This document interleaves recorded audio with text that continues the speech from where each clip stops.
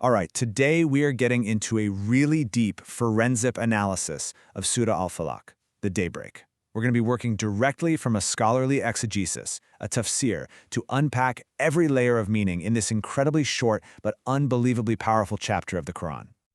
So here's our game plan. We're going to tackle this systematically, verse by verse, so we can really build a complete picture of how this surah works as a shield. We'll start with that opening command to seek refuge. Then we'll get into the nature of evil itself, zoom in on 3 very specific threats, and then tie it all together.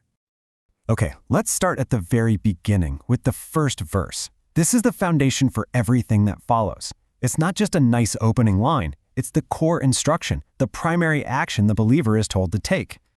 Now the very first word here is qul, say. And you have to understand this is a huge deal. The source material really hammers this point home. This isn't a suggestion. It's not just about feeling something in your heart. It is a direct divine command to speak it, to give voice to the act of seeking protection from this very specific power, the Lord of the Daybreak. And this brings us to a crucial concept, isti'ādah. Think of it as a fundamental spiritual posture. The source text makes it clear, this isn't just wishful thinking, it's a conscious, deliberate action. It's you acknowledging your own limits, your own vulnerability, and then actively turning to the one and only power that can offer true, absolute security. So who exactly are we turning to? The Lord of Al-Falaq. Now, daybreak is the common translation, but the source text shows us it goes so much deeper. The root word means to split or to cleave open, and that doesn't just apply to the dawn splitting the night sky. Think about a seed splitting open to bring forth a plant. In fact, it refers to the entirety of creation being brought forth, literally split from nothingness into existence by its Lord. Okay, so let's move on to the second verse. This is where the lens immediately widens. We've established who we're seeking refuge with. Now we define what we're seeking refuge from, and it starts with this huge, all-encompassing category, the evil within creation itself.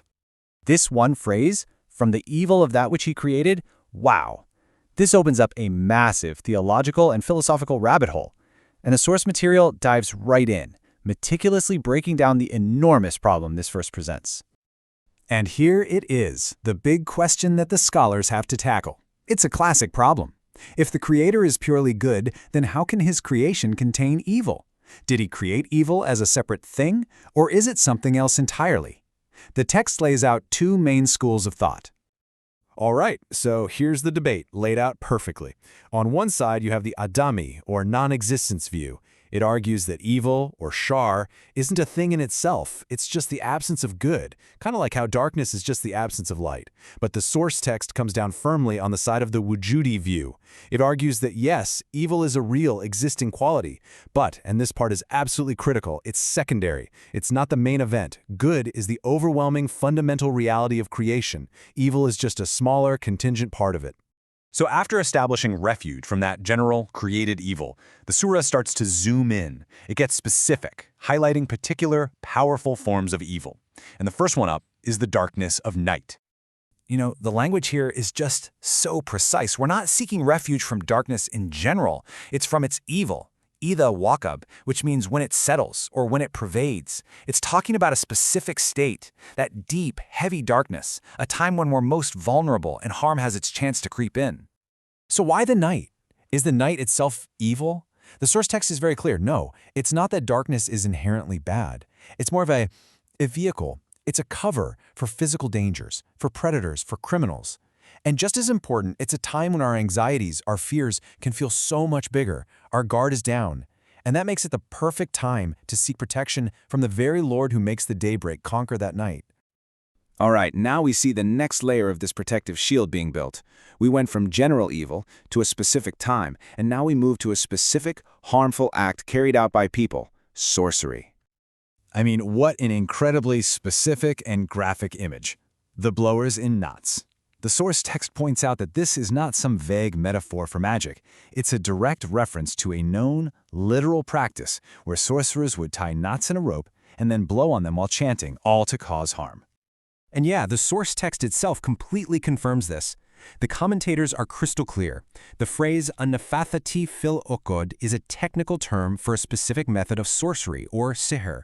This is being treated as a real-world threat, not something symbolic. The source material leaves no room for doubt on this. It says sorcery, or sihr, is a real phenomenon with real effects. It's not just smoke and mirrors. It's called a great fitna, a major trial. But, and here is the all-important theological safety net that the text brings up again and again, its power is an absolute. Any effect it has is completely under divine authority and only happens bi'idhnillah, by the permission of God. And so, the ultimate antidote is to turn back to the very source of all power, through the Qur'an itself. Now, the surah makes this really fascinating pivot. We've been dealing with external things, darkness, other people's actions. Now, it turns inward. It goes right into the human heart, to confront a destructive spiritual disease. And here we have the final specific threat. And again, notice the incredible precision. We're seeking refuge from an envier, idha hasad, when he envies. This isolates the exact moment of malice. The protection isn't from the person just existing. It's from the harm that is unleashed when that internal sickness becomes an active force. So what exactly is hasad? The source is clinically precise here, and this is so important. This isn't just about wanting something nice that someone else has. That might be ambition. No, hasad is much darker. The source defines it as the malevolent wish for a blessing to be stripped away from someone else. It's a true sickness of the soul. And here's a fascinating bit of psychological insight from the source. It describes envy as a self-destructive fire. Before it ever has a chance to burn its target, it first burns the person who's holding it, eating away at their own peace and spiritual well-being. The very first victim of envy is always the envier. So after going through this verse by verse, really digging into the details of the text, we can step back and look at the whole thing. What is Surah Al-Falaq when you put it all together? It is nothing less than a complete, divine formula for protection. The structure is just brilliant. It moves like a funnel, from the most universal, general category of evil, and then narrows its focus to three very specific, very potent threats. One from our environment, one from external human action, and one from right inside our own hearts. That progression creates this amazing, comprehensive shield against almost any kind of harm you can imagine. And in the end, it all comes full circle, right back to that first principle we discussed, isti'adha.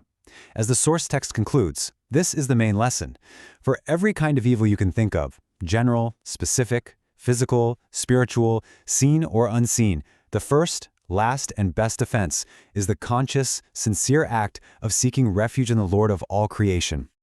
So after all this forensic analysis, we're left with one final, really practical thought. When we go beyond just reciting the words, how can this deeper knowledge of general evil, of darkness, of sorcery, of envy, how can it completely transform our own personal act of seeking protection? How can it make it more focused, more intentional, and in the end, more powerful?